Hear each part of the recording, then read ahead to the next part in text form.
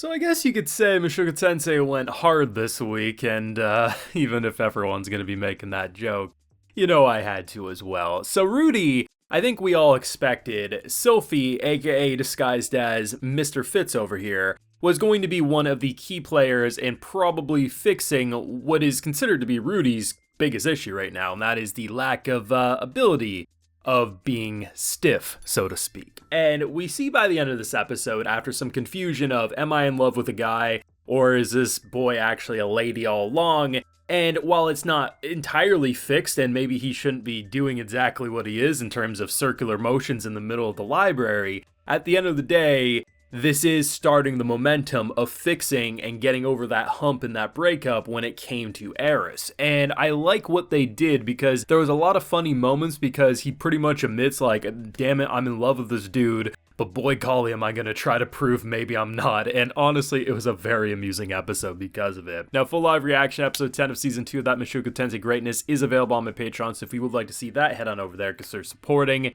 This was a very, very good episode. There's a lot of like very simple moments that all kind of build into making this such a worthwhile episode. I mean, if you introduce Soledad again, they literally say in this episode that he was at this school at this point for about a year, give or take, which, damn, a year flies by in just a handful of episodes when you watch an anime. So seeing Sol come back in and just immediately feeling like the same way when we left him off. Yeah, it was a little upsetting and a little salty that they weren't going to be traveling together anymore, but at the end of the day, like, they built such a genuine bond, and to see him just immediately come back, and yeah, he's upset, he's got meetings to attend to and business to take care of, but his and Rudy's connection almost feels like a ride or die for life. Like, even if in 10 years from now they don't talk with one another, if they know they're in the same area and one of them needs help, you just feel like they're going to be there for each other. And considering how hostile they started out, I never would have expected something so genuine to brew there, but sometimes, starting out in that tension, that hot-headedness can sometimes brew into some of the best connections you can have because, honestly, you've seen each other at your worst, and now you've seen each other at their best, sort of a thing. And it was kind of funny having him because he's obviously spent a lot of time with our girl, so to just see Cliff, this boy who's like, man, this kid looks like he's Rudy's age. How did some boy fix the town bike? And just the fact that she's like, I guess I hadn't had a man that could really show me the right. I'm like, oh my god, man, this is like the OTP of this show. And seriously, every time I see more of Cliff, I feel like he just takes the wheel and says, I'm the captain now. Because I like is even like when they're in their classroom, right? They're basically, Rudy's just trying to pay attention. Cliff's like, hey, have you done any more investigation? Well, maybe you can, put a curse into an object. And he's like, maybe I could do that. And the teacher's getting progressively more and more pissed. Those are the little moments. Like, if that's all an episode was just a single character with like a bunch of simple moments, maybe an episode of Mushoku Tensei would feel a little more boring, but the reason an episode like this just flourishes, it's not simply because of the, look, Rudy got it up, it's the fact that all these little moments and all these little set pieces, like having the Demon King just kind of casually come in, just three arms with pitchers full of beer, the other three filled with glasses, right? And just the fact that, we have a dwarf girl, right? And it's easy to forget, and I did so in the moment, but thinking about it, seeing this like kid just pound back a beer, you're like, where is this girl's parents, right? But when you think about it, that is such a dwarf thing to do because dwarves just, their alcohol tolerance and the fact that they just pound it back like it's nothing, it just makes so much sense. And I love what they did in that moment as well. But the biggest was, without a doubt, what they did with Fitz, because what I really like, and I think the hypothesis that Rudy came up with about the market scene to then obviously seeing the difference in the library, probably is true, because we know there's a lot of magical items, like the glasses that Sophie wears help to disguise herself. So the idea of magical items that could transform your appearance absolutely is believable. So why would you not talk? But at the same time, you have to think about it.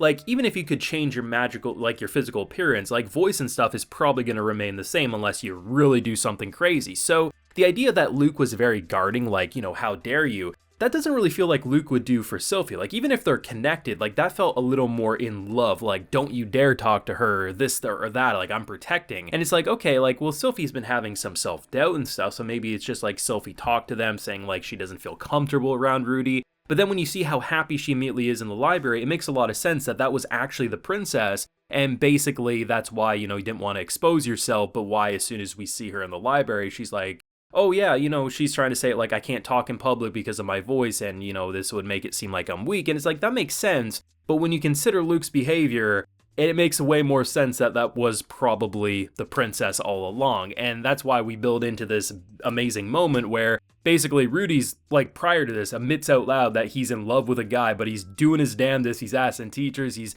trying to figure out if it actually is him in love with a guy, and if he has to just accept the fact that maybe he swings both ways and it's not just Luke. But then the fact that, obviously the falling down, wrapping around, and just feeling like, no, that's a lady right there. And just, it makes him happy, obviously, because, he's not someone who's going out of his way to swing both ways, but he was very confused at the end of the day, and it was a very amusing episode because of it. But I think the best overall part of it is actually how they handled a very similar moment to that of the beginning of this season. So if we rewind where he's in his cart ride, he's just looking down and depressed. I mean, Rudy tried to kill himself at one point in this season, right? It was kind of blink and you miss it moment. He's very upset when he thinks that Sylphie, aka Fitz, is ignoring him, right? So he's pouting, he's just sitting in the snow. He doesn't know what to do, and he feels empty, isolated, and if not downright afraid.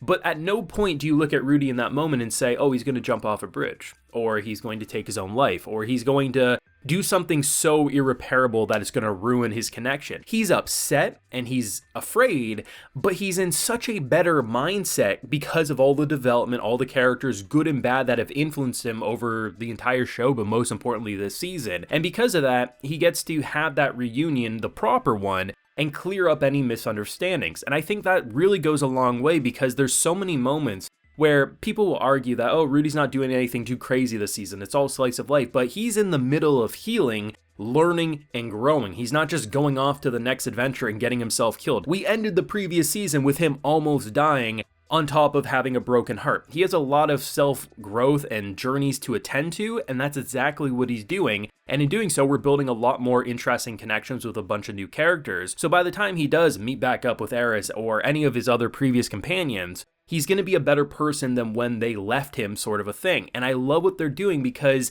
even though he was just a little depressed this episode and was heartbroken, if anything, you see that growth compared to where we started out. And if not, then you just need to rewatch the season, because it's all there. Like, it's such good character writing overall. I've absolutely loved this season. I am so sad that this core is almost over, but hey, I will wait for that quality return no matter how long they make me wait, whether it gets delayed, whether it stays on schedule. I don't care. I just know they cooking, and they're cooking so damn well. So let me know what you thought of this week's episode, and did you think it went hard, as probably a lot of people did? Let me know down below. Leave a like if you enjoyed, subscribe if you're new around here, of course ring that bell so you can get notified when I upload more videos to the channel. And like I mentioned, we got that full live reaction over on my Patreon. And hey, while you're there, you also get a video shout out like GJ, Golden Angel, Gomison, Gordon Liu, Guzzlord, and Hakari Oni are getting today. So I appreciate the support, everyone. Please take care and have a good one.